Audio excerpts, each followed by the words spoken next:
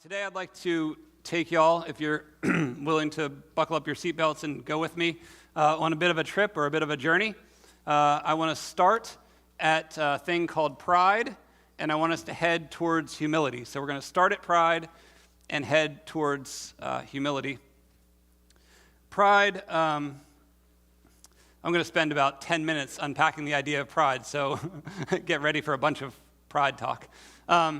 Pride is, I think of it often as the thing underneath the thing.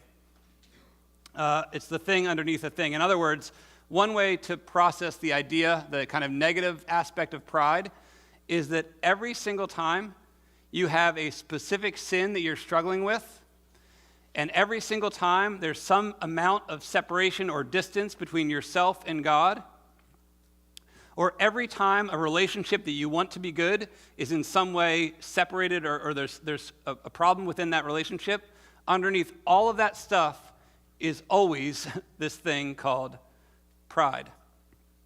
Now, you might think that we start talking about in the Bible about pride in Genesis, but it actually starts even before that. C.S. Lewis, who is insanely more brilliant than me, one of my favorite pastors I listen to, says that in my worst moments, I just preach kind of the words of C.S. Lewis to people, and it's very meaningful. He describes the first instance of pride in the world this way. He says that in the midst of a world of light and love, of song and feast and dance, Lucifer could find nothing to think of more interesting than his own prestige. And that right there, folks, is the beginning of the history of pride. And that problem has existed from Lucifer straight down to all of us. In the Bible, we do come across pride pretty early. In the book of Genesis, you have Adam and Eve, and things are great. They're in a land of abundance and goodness and joy, sort of like the C.S. Lewis quote. And then Satan, the serpent, confronts them. And Satan basically says, God knows that when you eat this fruit, your eyes will be opened and you'll be like God, knowing good and evil. And so from then on, every single human has always had some desire within ourselves that we would place ourselves above God himself. And all of that stuff is always called pride. Here's another way to think about pride. Is from a story, and if y'all have been around here, you're kind of like long time folks at Kish, you might have heard this story because this was the story that I told the very first time I ever preached a sermon, way before I was Pastor Luke and anything like that, here at Kish. I told this story I'm about to tell now about my own failure when it comes to pride. There's like 10 people smiling. They saw the pictures, they already know where this is going. So a couple years back, probably 5 or 6 years ago, my wife and I were visiting her brother in New Jersey. And we had gone to the beach for the day. At that time, Enid was not born, and so our littlest was Abe. And we got back to their apartment from a trip to an exhausting day at the beach. And they had a second story. It was like an apartment complex, a second-story apartment. And so there's these outdoor steps, sort of like the ones in that picture. And I'm headed up these steps, and I have a child, a human in this arm, Abe, when he was like much littler than he is now. I had backpacks with like sandy junk. You guys have spent a day at the beach, right? Like some of you all are dreaming about that right now. That's like the worst thing in the world to me, like all that sand just everywhere. Anyhow, and then I also had a cooler that was on wheels, and I'm holding a kid. I got the backpacks, and I'm trying to wheel this cooler up these outdoor steps. And sure enough, a complete stranger, a dude comes by, and he just asks a simple question, excuse me, can I give you a hand? You know, can I help you? And my response, because I'm a very prideful person, is like, no, I've got this, thanks though. It's like, what on earth is going through my brain, right? Like, yeah, I can easily carry a child, a backpack, and a cooler up a set of outdoor steps, and you're carrying nothing, and I don't want you to help me. But the point is, both in my experience, physically, as we live in this world, and also spiritually and emotionally, my sense or my gut feel is that many, many, many of us have exactly the same feeling when it comes to receiving help from others. No thanks, I got this, I'm good, I don't want any help, I don't need any help, that kind of thing.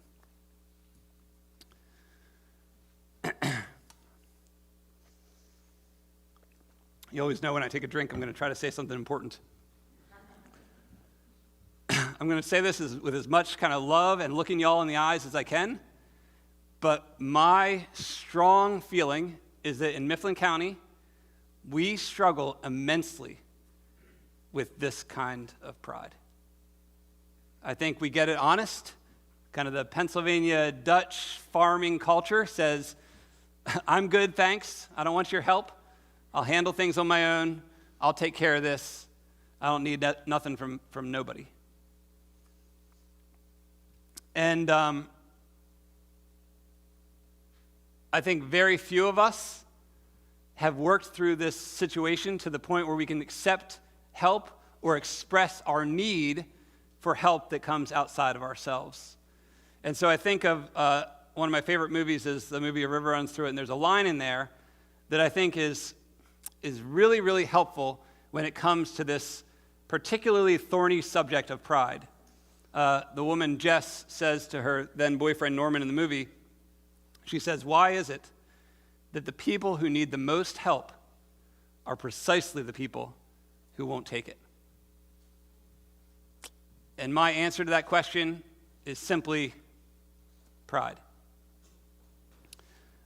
If you're not already tired of hearing me go on and on about the problems of pride, I've got one more thing, and then I promise we'll go to something helpful.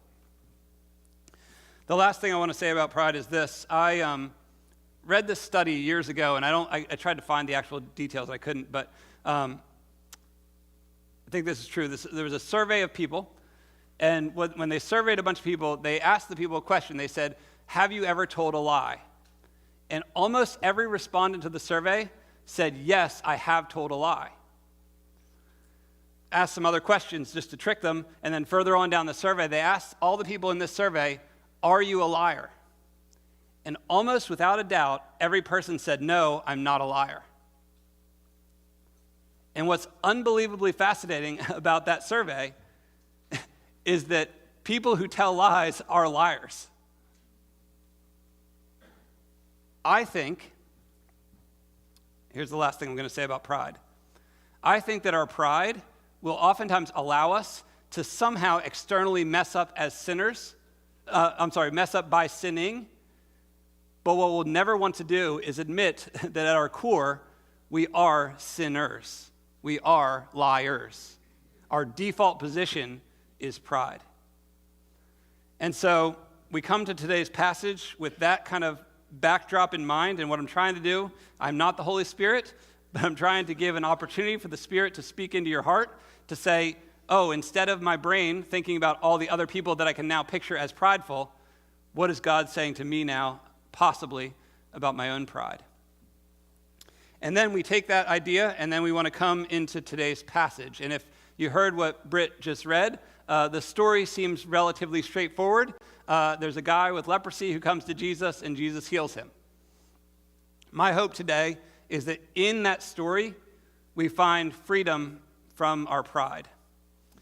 And so if the problem that the gospel and Jesus, if the ultimate problem that all of that stuff is trying to solve is the problem of pride, my next question is, how does Jesus solve pride? Or how do we take the first step? This is a better way to think of it. The first step from pride towards humility. Well, as a matter of fact, the first step is actually not a step at all. The first step from pride to humility looks approximately like this.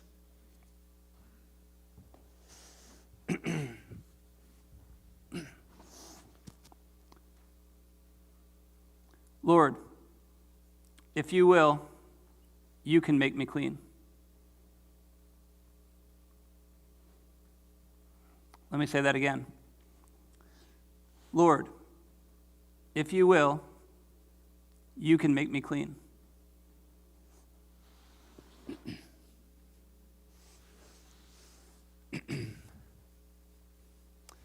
Now, to understand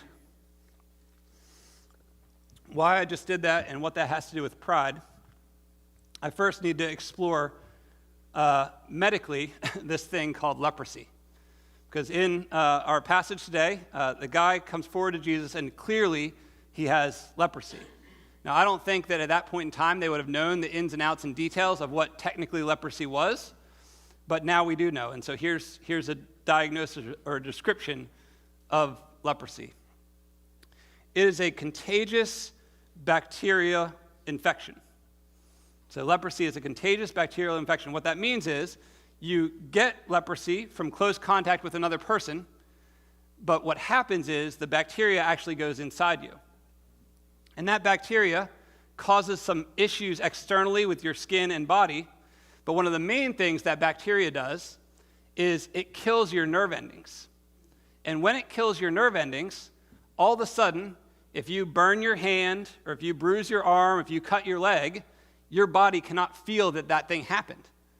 And so all of a sudden, these, what we would pull back from or stop or not deal with, these minor outside external things, they become absolutely devastating to the external part of your body.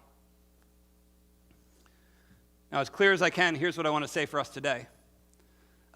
Physical leprosy is clearly a bad thing. Mostly in the world, at least in the Western world, mostly that's been taken care of medically, and we have ways to solve that problem, that kind of thing.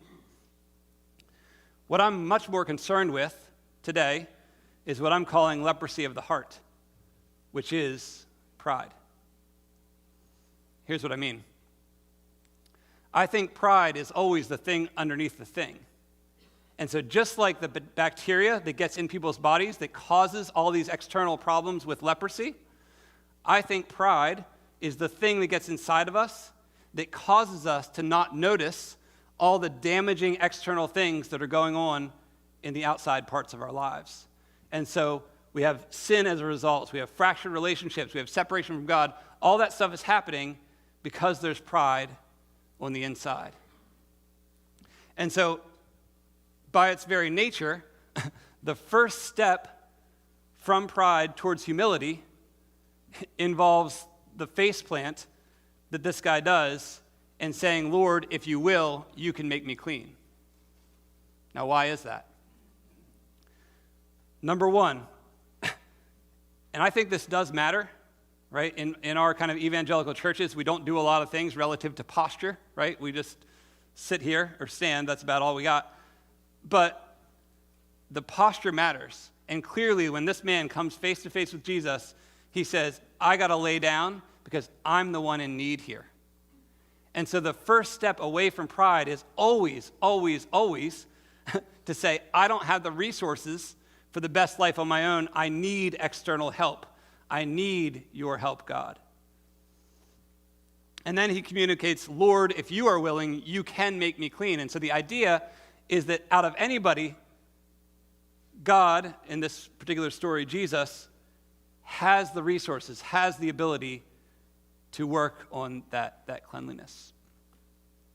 And so what I love about this story, which maybe you have or have not picked up on yet, and if you read any commentary or listen to any sermon about it, whatever, this particular story in Luke 5, is that every time what they're going to mention is how awesome is it that Jesus, in a day where you don't even go near a person with leprosy, what Jesus does is he reaches out his hand and he touches the leprosy.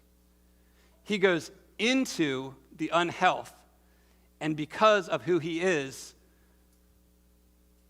that gets to the core of the problem, and it brings healing to this man. Now, if we're talking about leprosy of the heart, then my answer is we still come before Jesus and we say, Lord, if you're willing, you can make me clean. Now, how does that work? There's a story which we're going to get to about Easter time you're probably familiar with, where Jesus goes to the cross and he dies. And you could think of that as him going into the situation of sin, right? He goes into that. He destroys sin and death. He destroys the thing called pride inside of our bodies, the hidden bacteria, in order to bring us to new life. And so I don't think it's a far stretch to say that what Jesus is doing with the physical body of this guy who has leprosy is exactly the same kind of thing he wants to do over and over again with all of us to get into and destroy the pride inside of us and bring healing to the outside. Now, what's particularly awesome about Jesus always and awesome about the gospel is this. Prideful people, they want something to take credit for. They want glory. They want it to be about themselves. But the only thing you actually need to go to the gospel, to go to Jesus, is you just need to say, I don't have anything. I have nothing. I am in need. You take a step of humility, right? I'm in need, and then Jesus can do the rest. And what's awesome about that is that there's nothing for you to continue being prideful about because your pride is all washed away because you didn't deserve it anyhow. And so the goodness and the glory of the gospel, as opposed to every other religious system says you do good and then you achieve God. The gospel of Jesus says you admit that you're bad, then God comes to you. And it's so wonderfully glorious because you can't say anything prideful about yourself anyhow. Like, what are you supposed to say? I needed Jesus? That just glorifies Jesus, not you anyhow. It works on your pride in the midst of receiving the gospel. It's so great. All right, so step one from pride to humility is face plant, Lord, I need you. What's step two? Around here, we've been talking about this mission statement we're working on here at Kish that says, making apprentices who reflect Jesus. And so one way to think about that, or one way I think about that is, we're looking at Jesus to learn from Jesus so we can be more like Jesus. So what I particularly love about Jesus in this story is not just the fact that he healed this guy from leprosy, that he's working through pride, but then what he does next. Can you go back one slide, whoever's back there, I think? Here we go. So in Luke chapter 5, verse 14, here's what happens. So just picture the scene if you can. Jesus heals a guy from leprosy. He was clearly like all mangled and stuff on the outside, and now he's healthy. Here's Jesus' next step, because he's awesome. He charged him to tell no one, but go, show yourself to the priest, and make an offering for your cleansing as Moses commanded for a proof to them. So, like, wait. So Jesus just healed the guy, and he's like, by the way, whatever I just did, don't tell a soul about that. Matter of fact, not only don't tell a soul, go and do these ritualistic things described in the Old Testament, and then after that, kind of rejoice. It's like, why would Jesus, like, is he telling him to lie? Like, why is he trying to keep this hidden? Here's why Jesus is awesome. Unlike me, Jesus doesn't need to get the glory. He deserves the glory, but doesn't need to get the glory. And he also gets the glory in a really roundabout way, because what he does is he tells this guy to go and do these things that were prescribed so that God the Father can get the glory.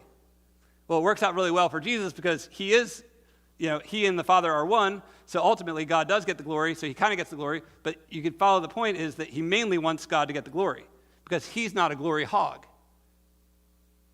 right? And so the humble person, what they do is they do awesome things in secret. And by doing awesome things in secret, that person doesn't need to own or focus on how awesome they are in doing the awesome thing. Let me see if I can illustrate this. Here's a story. So after this, even more people are going to want to come to these Kish date night things we have. So I think it was in December. We had here a thing called a Kish date night. A bunch of teenage, young adult kids who I love dearly choose on a Saturday or Friday night to come here and babysit a bunch of hooligan kids so that parents can go out and have dates. It's like a win for everybody, I think, except for maybe the teenage girls. In any case, what happens is we drop off the kids. So in December, I come here with my 3 hooligan kids, right? Just not Pastor Luke, just Luke. Drop them off, and I get a card. I'm like, oh, that's cool. It's Christmas season, so that's nice to get a card. Inside the card is a $100 bill, and it says, enjoy kind of a more extravagant, or I forget the wording exactly, date on us, no name attached. I'm like, what on earth? So I get free babysitting first off, and now you're going to give me $100 to spend towards my wife, no name attached to it. The point that I'm making is that in my experience of that moment, God certainly gets the glory, because like I'm super, like I'm humbled to serve at a church where somebody, and it wasn't just us, it wasn't just pastor's family, at least I don't think, unless somebody else got like $20, I don't know. The point is that somebody around here wanted to do something super generous and awesome and not have their name attached to it, and in my mind, that brought a lot of glory to what God is doing here at Kish. And I was just like humbled to be the pastor of that space. All right, so here's where we're at. The pathway from pride to humility. It starts at a face plant. God, I need your help. Step 2 is do awesome things in secret. What I'm about to describe as step number 3 is probably in your head going to think, well, that doesn't fit at all. That doesn't match. That's not related. But I think if you hang with me here, I think it will. So after Jesus tells this guy to go and do these things, not make a big deal of it, that kind of stuff, it turns out that even in that, Jesus is still becoming super famous. Everyone is still, crowds are coming to him. They all need him. They want his healing. They want his help. They want his teaching. Jesus, even though he's declining his own ego, he's kind of checking that at the door, there's still a ton of people coming to receive ministry from Jesus. He's a real popular guy, which is right because he should be. And Jesus' response to all of that is just mind-boggling to me. Here's what happened. So a lot of people are coming, and if you can go to the next slide, Gabe, there's one sentence that is going to be so easy for us to skip over. It's verse 16 that Britt read at the very end. He would withdraw to desolate places and pray. Like, what? So here's Jesus. I'm going to try to paint the picture for y'all as best I can. Here's Jesus. He is God incarnate, God in flesh. He's here on this earth, and he's here to serve these people. And as he comes to serve these people, they all are coming around him to need his ministry, right? To need him.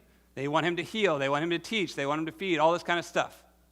And in the midst of all of that, those crowds, all of that kind of hoopla about Jesus, what Jesus does is he gets up early in the morning, or he somehow sneaks out, and he leaves all those people behind, and he goes out in the wilderness to pray.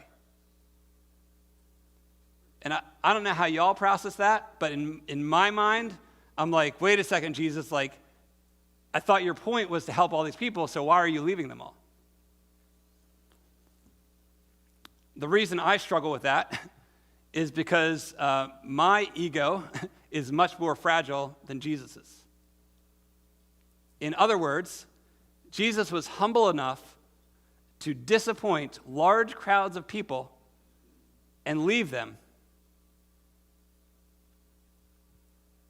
He was humble enough to disappoint a large crowd of people and leave them. And to try to paint the picture even more clearly, I just want you to get in your brains that Jesus lived it's not 2023 in Jesus' day. Everything operates at about the speed of shoe leather. And what that means is he had to sneak away probably a pretty good distance from the town to get away from all these folks that wanted to be with him and see him. And he bailed on all of them. And it wasn't like he spent 5 minutes, like a lot of us probably do, like 5 minutes, roll through my YouVersion app real quick in the morning, that kind of deal. Like, he spent a considerable amount of time in the midst of his ministry with God the Father. And you're like, well, Jesus, like, shouldn't you have been with those people? Like, aren't you supposed to be helping them all? At some level, the question becomes like, in my mind, in 3 years of his ministry, so Jesus lived about 33 years, and about 3 of those years were ministry. He changed the world more than any other living human, although he is also God. He changed the world more than any of the other ones possibly could have. And the question is, how could he have done that? How could he have made such a huge influence? And I would say part of that is because he was so humble to recognize his need to be with the Father for large quantities of time out in the wilderness, that it made it possible for Jesus to do the things that he did. Now, here's kind of the main point that I'm making. If Jesus had to get away with the Father himself, and he was the Son of God, how much more do any of us need some kind of space or input in our lives like Jesus did. Here's another way to say the same thing I'm saying. If we want to head out on the path of humility, that means we have to initially need Jesus, but day after day after day, we have to need God's influence or input in our lives over and over and over again. We have to, as John 15 talks about, like kind of abide with God. We have to be like the vine and the branches. We have to be like stuck to him.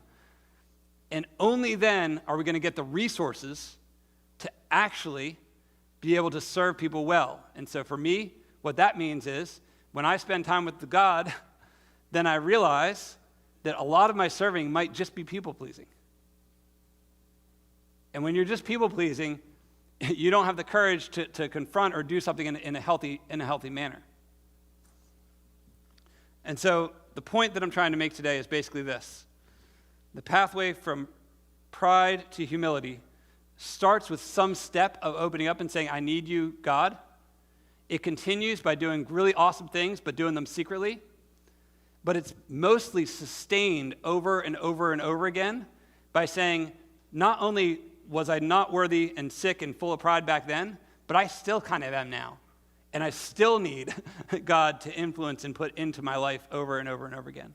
Because the most humble person is not the person who thinks they're terrible. The most humble person is the person who knows that they need from a source outside of themselves. And that's the only way that we're going to escape pride. All right. As always, let me end with a couple of application points. Application point number 1 is to see if Jesus impresses you. See if Jesus impresses you. And I know in your brains right now you're thinking, of course Jesus impresses me. That's why I'm a Christian here at this church, whatever. I want to push back on that a little bit and say, we are not going to humbly approach someone and say, like, we need something they have if we're not unbelievably impressed by that being. And so the way I would say it always is this. The more I read and get to know about Jesus, the more I am utterly amazed at how awesome he is in everything he does, right? Yes, the death on the cross. We talk about that all the time. But also how he interacts with people, how he has courage, how he has wisdom, how he has street smarts, how he doesn't get trapped, like everything, how he organizes his life, being able to disappoint people and go be with the Father. Everything about Jesus is really, really remarkable. And so if you've never read through the Gospels or something like that, read through it and see if Jesus is really impressive. Because if he is, then maybe that's going to increase your humility because now you say, I need him. So one application, see if Jesus impresses you. Here's number 2. Prayer, posture, and humility words. Like I said earlier, around here at Kish, we, other churches, maybe have kneeling things and some of this kind of stuff. For me, the idea that this man in our passage knelt and face planted before Jesus and kind of got down physically shows something in his body that he needs external help. And so if we go around and we never are kind of in a posture that shows our need for God, then maybe we're missing out on something that we could have otherwise. A quick story is I have an older friend, many, many years, bad knees, knee surgery, hip surgery, all this stuff. Every morning he would get down and kneel by his bed to pray for a decent amount of time. And I always thought that was so impressive because he wanted to physically represent his need for the Father. Second thing attached here is humility words. Because I'm insane, I pay attention to almost everything all the time. And so one of the things I'm very curious about is the kinds of words people use and how that does or does not reflect the humility that they have in their life. And so, for instance, if you struggle with saying, I'm sorry, if you struggle like I did going up the steps with saying, yes, thank you for helping me, right? I could use some help, that kind of thing, then I want to ask you, are the words you're using showing off that you maybe have more pride in your heart than you recognize? Another piece of humility words is noticing that others impress you. If you can't say a good thing about a different person, then that's because in your mind, you need to make sure that you are above where they are. But if you can speak good about everybody around you, right? Not all the time or not everything about them is good, but if you can speak well of other people, then you're comfortable with a more humble version of yourself. So prayer posture and humility words. Number 3, what on earth did I write up next? Oh, there we go. So I've said this one a couple times, but do awesome things in secret. My vision for a church in 2023 in the world, especially in a world where there is a lot of animosity, especially among younger generations about Jesus and his church, is how do those people survive with that anger or frustration with the church when the church is doing awesome things in secret? And so, in my mind, I don't want or need, or I don't think our goal should be, hey, look at 1,000 things that Kish is doing. I think it should be a whole bunch of Christians doing a whole bunch of stuff. Some of it technically has to be described so that we all know what's happening or whatever, but a lot of it could be top secret. And there is already plenty of this stuff, the $100 bills and the cards. And now, every single family, your kids are 20 years old, you're bringing them to date night, The point is, Jesus practiced what he preached because Jesus is awesome. So he preached that we should do our good deeds in secret so that the glory goes to the Father. And so then he did that same thing in our passage today, and we should just be as much like him as we can. Number 4, find your tech-free wilderness. I might get some pushback on this one, but oh well. I've given this a lot of thought. Because Jesus, again, he was so awesome, but he lived in a particular culture in a particular time that had its own particular issues. Here in 2023, we live in a different culture and a different time with kind of a different set of issues in a way. And so to think about what it was like for Jesus to wake up early, leave all those people who needed him, and go be with the Father for the day, for an extended period of time, it kind of worked. For a lot of us, we have our phones. And the question I would always ask is something like this. Even if no one actually contacts you on your phone when you're supposed to spend time with God, just the feeling or knowledge that you might get interrupted, right? How many times have you all been in a meeting or talking with somebody or talking with your spouse or whoever, and the thing buzzes, and everybody stops, and they look, and you're trying to say a word, and they're looking at the phone, all this kind of stuff. Right? If I'm on a date with my wife, and the phone buzzes, and I pick it up, and I look at it, that decreases our ability to have intimate conversation. So if that's the case for us, then what does it look like in relationship to God to be able to have a time where we cannot be distracted to fully focus our energies and that sort of thing on the Lord? And what I would encourage you all towards, again, you can do what you want because you're mostly adults. What I would encourage you towards is a decent chunk of time. This might sound like I'm not a good Christian or whatever, but in some ways, what I would think is instead of 5 minutes a day in the morning of prayer, if you kind of bank all that and take a Saturday and have 2 hours of intimacy with God without a phone, that might work more deeply into the pride and issues and that kind of stuff, and be a little less check the box, okay, I prayed, I can move on to the next thing, that kind of stuff. I mean, the goal is always for all of us to be more in kind of a prayer attitude all the time, but I just want to encourage you towards what does it look like to have a tech-free wilderness that you can spend time with God. I'll say one last thing about this, then I'm done. There's always been a tradition amongst Christians of contemplatives. So even from the earliest days, a lot of people think John the Baptist was like this. There's a bunch of people in the early church who kind of went desert fathers. They went out in the desert by themselves and kind of hung out in a cave and were just with God all the time, contemplatives. And we tend to think those are just crazy people. They're out of the real world. Yeah, that's great for you, but I live in the world, I have to work, I have to have a family, whatever, this kind of thing. And so a lot of us push back against this idea of extended period of contemplative time. What was really helpful for me about that is to think about the difference between the words contemplative and contemplate. Because to be contemplative really just means to spend some time contemplating. And if we contemplate with God, what we're really doing is saying, God, help me to take the initiative to live a life that's pleasing to you.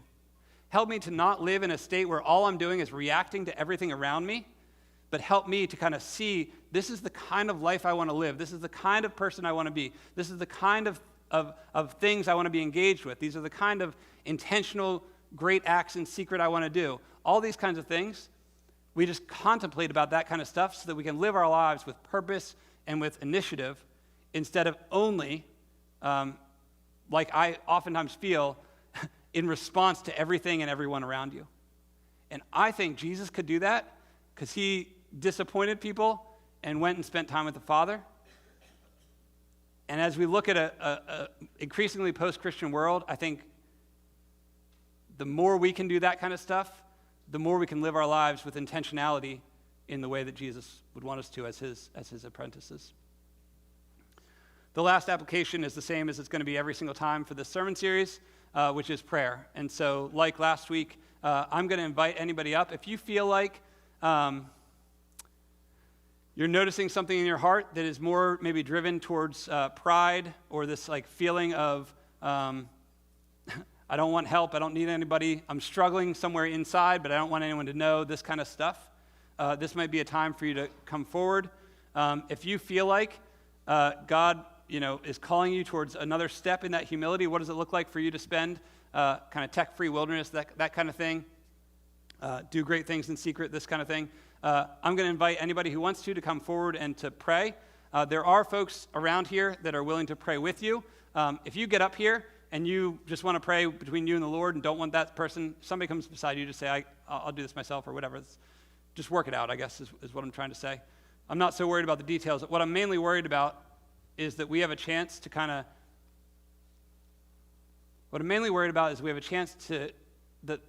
to confess, because confession is the antidote to pride. Because pride says, I got this, and confession says, I don't actually. And so I just want to create a space where if anyone wants to come forward and kind of have some version of confession, whether that's between them and the Lord or with another person praying with them, there's a chance to do that. So let me pray, and then the worship team will come up and we'll finish this song. If you guys want to come forward and pray, you can. If not, no worries. We love you regardless. Let me pray.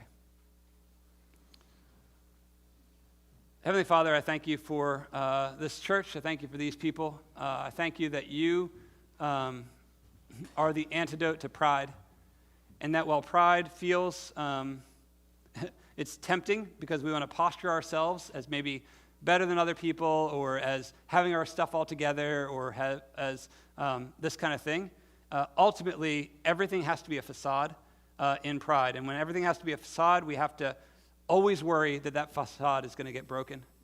And so I pray, Lord, that you help us to become a church that's full. Help me to be a leader who is more, leads with more humility, with this idea that I don't have on my own the resources required to bring about the kind of change in my life that is needed, that I need you, that I need to face plants. I pray, Lord, that you'd encourage us towards doing awesome things in secret. And I mostly pray, Father, that you'd help us to be a church of folks who is not just coming to be with you on Sundays, but is finding time to receive from the Father in prayer so that you can help us to contemplate the sorts of lives, intentional lives that you want us to have. I pray that you'd bring glory to yourself. I pray, Lord, for the food that we're going to have downstairs, that you'd help that to be a great time, and that you'd just encourage us towards relationship and towards getting to know and love and encourage one another, again, all for your glory and for our good. I pray this all in Jesus' name. Amen.